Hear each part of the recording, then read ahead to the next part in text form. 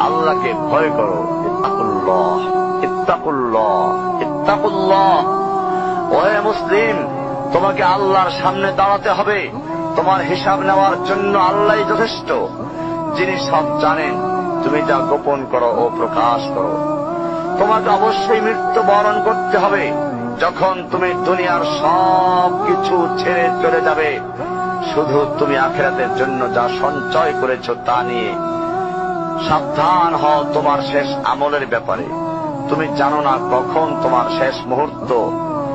তুমি কি প্রস্তুত মৃত্যুর জন্য? তুমি কি প্রস্তুত কবরের সওয়াল জবাবের জন্য? তুমি কি প্রস্তুত ভয়াবহ কিয়ামতের জন্য, হাসরের ময়দানের জন্য, হিসাব নিকাশের জন্য, আল্লাহকে জবাব দেওয়ার জন্য, মিজানের জন্য? তুমি কি প্রস্তুত চুলের চাইতে সূক্ষ্ম, তরবারির চাইতে ধারালো পুলসিরাতকে পাড়ি দেওয়ার জন্য?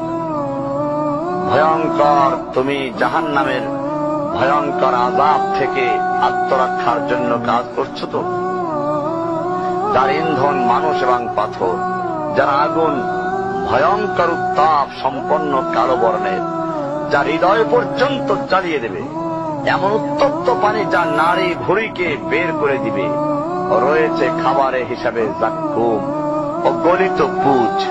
জাহান্নাম অসম্ভব গভীর, ভয়াল জায়গা, কঠোর হৃদয় ফেরেশতারা নিযুক্ত, যেখানে শাস্তির মাত্রা বৃদ্ধির জন্য শরীরকে অনেক বড় করে দেওয়া হবে।